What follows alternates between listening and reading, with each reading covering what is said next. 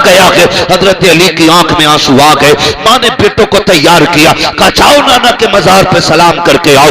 जब शहजादे निकल जाते हैं, अब सुन मेरी बेटी कौम की शहजादी हो, अब सीने पे हाथ रख के मेरी बात सुनना। खातून जन्नत कौन है जिनके बारे में मेरे नबी ने कहा था मेरी बेटी वो है जिसको रब ने जन्नती औरतों का सरदार बनाया है।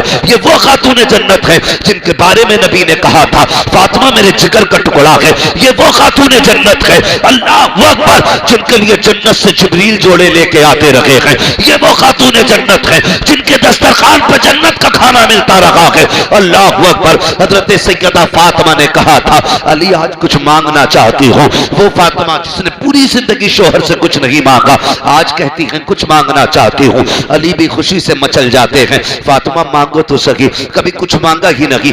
एक दिन सेब मांग, एक दिन अनार मांगा था, वो भी किसी साइल पे चला गया था। मांगो ना आमीना, मांगो ना फातिमा क्या मांगना चाहती हो। तो सुने मेरी बेटियों, हजरत फातिमा ने हजरत अली का हाथ पकड़ा, सहन से अंदर आई, बिस्तर पर बैठी अपनी झोली फैलाई, कहा अली एक हाथ से जरा तुम इस मेरे दामन को पकड़ो, दूसरे हाथ अपने हाथ में खातून जन्नत का लिया। हजरत अली का हाथ खातून जन्नत ने अपने हाथ में लिया, कहा अली आज जो मांगोगी दिया जाएगा, मांग फातिमा क्या चाहिए। खातून जन्नत ने कहा था सुने जरा गौर से, कहा था अली मुझसे कोई गलती हो गई हो तो माफ कर दिया जाए। इतना सुनना था चीख निकल गई हैदर कर्रार की, शेरे खुदा फूट फूट के रोने लग गए। फातिमा क्या बात कह रही हो। कहा अली पूरी जिंदगी इतनी आपके साथ गुजारी है, आज तक आपने इतने कामों का हुक्म दिया मुझे याद तो नहीं, लेकिन हो सकता है कभी आपने मुझको खाने का हुक्म दिया हो, मैंने देर कर दी हो, कपड़े धोने का ऑर्डर दिया हो, मुझसे ताखीर हो गई हो, किसी काम का हुक्म दिया हो, मुझे देर हो गई हो। ए अली जाने अनजाने में कोई तकलीफ पहुंची हो तो माफ कर दिया जाए। हजरत अली की आंख में आंसू, कहने लगे शहजादी सरवरे कौनैन हो, ए फातिमा तुम नबियों के सरदार की बेटी हो, ए फातिमा तुम्हें तो शहजादी की तरह रखना चाहिए था। पूरी जिंदगी मेरे घर के अंदर फाके के साथ गुजारी, आज तक शिकवा नहीं किया। फातिमा माफी तो मुझे मांगनी चाहिए। कहा नहीं अली ऐसा ना बोलिए, मैं बीवी हूं आप मेरे सरताज हो, मुझे डर लग रहा है कहीं कयामत के दिन मुस्तफा के आगे रुसवा ना होना पड़ जाए। ए अली मेरी खता माफ कर दी जाए। अल्लाह अकबर। वो नबियों की सैयदुल अंबिया की बेटी होकर के हजरत अली से जीते जी माफी मांग रही है। आज 24 घंटे शोहर की नाफरमानी करने वाली एक बार शोहर से नहीं कहती है कि कोई गलती हो गई हो तो माफ कर दिया जाए। जब मर जाता है तब कपड़े नोचना शुरू करती है। ए मेरी बहन अब कपड़े नोचने से कोई फायदा नहीं है। अब हिसाब किताब का दफ्तर, अब अमल का दफ्तर बंद किया जा चुका है। अब ये कयामत में खोला जाएगा। माफी मांगनी थी तो कभी शाम को बैठा के माफी मांगती, कभी सुबह को उठा के माफी मांगती, कभी पानी दे के माफी मांगती, कभी खाना खिला के माफी मांगती। खुदा की कसम मेरे नबी ने फरमाया जो औरत इस हाल में दुनिया से जाए उसका शौहर उससे राजी है, अल्लाह उसके लिए कब्र में जन्नत के दरवाजे खोल दिया करता है। तो सही मेरे हुजूर ये निजाम कायम कर रहे हैं जमीन पे, ये निजाम कायम कर रहे हैं कि मुझ पे किसी का हक हो तो ले लिया जाए, मुझ पे किसी का हक हो तो ले लिया जाए। और ये निजाम कायम किया मेरे नबी ने। खड़े हो गए या रसूल अल्लाह मेरा हक है।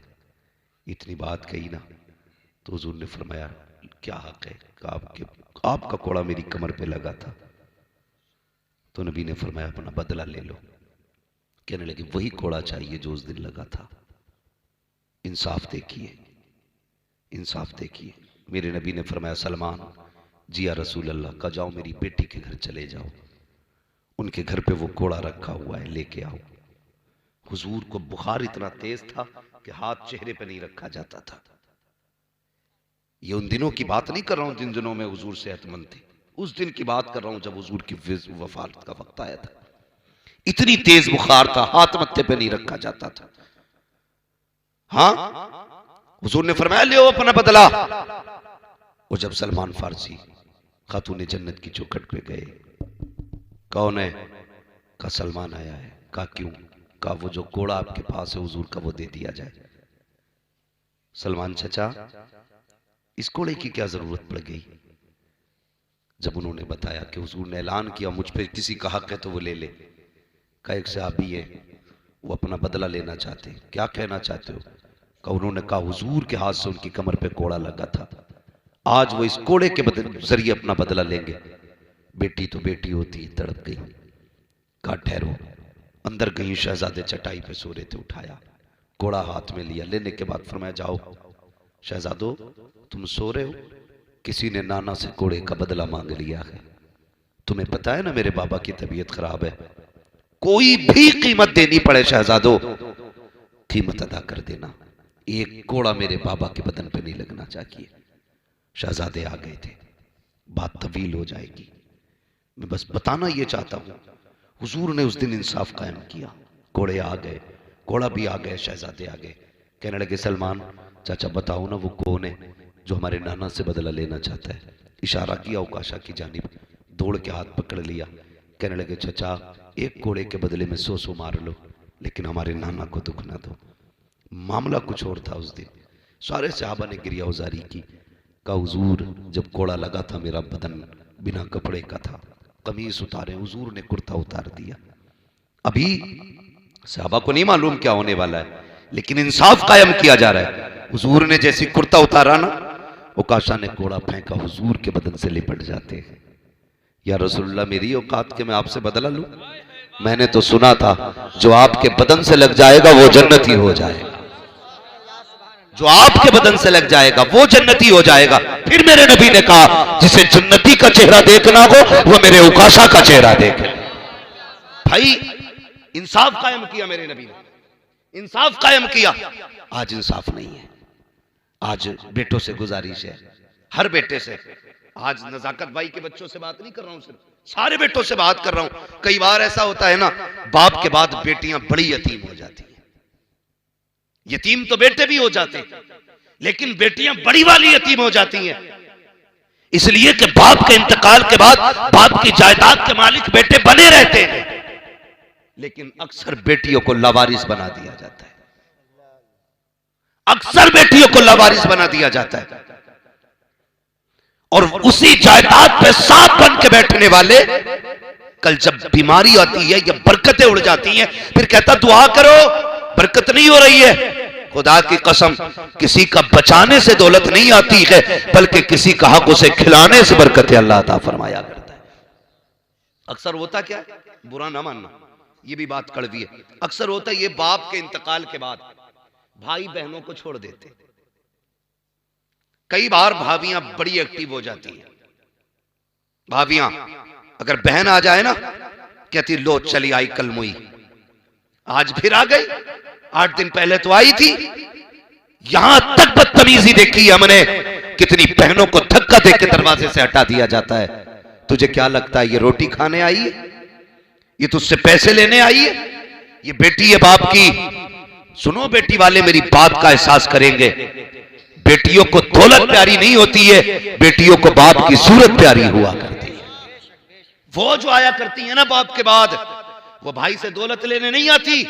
ऐसा नहीं उसके घर रोटी नहीं है, अल्लाह ने उसके नसीब से वहां भी बहुत दिया है, लेकिन यहां क्यों आई है? जब इसे याद आती है ना बाप की, तो सोचती है चलो एक पेड़ मेरे बाप ने अपने हाथ से लगाया था, उसके साए में बैठूंगी तो बाप की मोहब्बत की ठंडी हवाएं आना शुरू हो जाएंगी।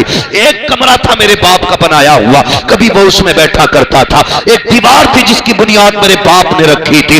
एक तकिया है मेरे बाप का, एक बिस्तर है मेरे बाप का। जब बेटियां अपने बाप के घर आती है, भाइयों की जायदाद लेने के लिए नहीं, रोटी लेने के लिए नहीं, बल्कि बाप की दहलीज पर उसकी यादों को देखने के लिए आती है, ताकि उसके बिस्तर को देखे तो कलेजा ठंडा हो जाए, उसके हाथ के लगाए हुए पौधे को देखे तो रूह को ताजगी मिल जाए। इसलिए बेटी आया करती है। ए मेरी बहन की, मेरी कौम की शहजादी हो, अगर किसी घर की बहू बनो तो किसी बेटे को बहन से जुदा ना करना, भाई को बहन से अलहदा ना करना। अगर ये चाहती हो तुम्हें दुनिया में भी सुकून बने, आखिरत में भी सुकून मिले, अगर नंगे आया करे, चेहरा ना बिगाड़ा करो, इनके आगे से दस्तरखान ना हटाया करो, बल्कि इन्हें देख के मुस्कुरा दिया करो। और भाइयों से कहूंगा बाप का इंतकाल हो गया है, बहन को 1 महीना हो गया है, लगा गाड़ी में चाबी, उड़ के चला जा बहन के दरवाजे पे, उससे जाके कहते 1 महीना हो गया तुझे नहीं देखा, बड़ी याद आ रही थी। खुदा की कसम बहन रोना शुरू कर देगी। वो कहेगी आज तेरे लहजे में मुझे बाप का लहजा नजर आ रहा है, तेरे प्यार में आज बाप का प्यार नजर आ रहा है। इसलिए कि जब 8 दिन में नहीं आती थी, मेरा बाप तो लाठी के सहारे चल के मेरी चौखट तक आता था और कहता था बेटी 8 दिन हो गए तुझे नहीं देखा तो दिल नहीं लग रहा था। और यार जब बाप चले जाया करें बेटियों के दरवाजों पे जाया करो, बहनों के घर पे चले जाया करो, अगर वक्त आया करे इनको बुलाया करो, अगर ये खुद चल के आया करे तो तुझे पता चल जाए मेरी बहन आने वाली है तो दरवाजे से 10 कदम आगे निकल के आ जा। बहन को आता थे हाथ फैला दे मुस्कुरा के इस्तकबाल कर, ऐसे मुस्कुरा दे जैसे बाप मुस्कुराता था। खुदा की कसम जब बेटी तेरे चेहरे को देखेगी तेरे चेहरे के अंदर उसे भाई का चेहरा भी दिखाई दे जाएगा, बाप का चेहरा भी दिखाई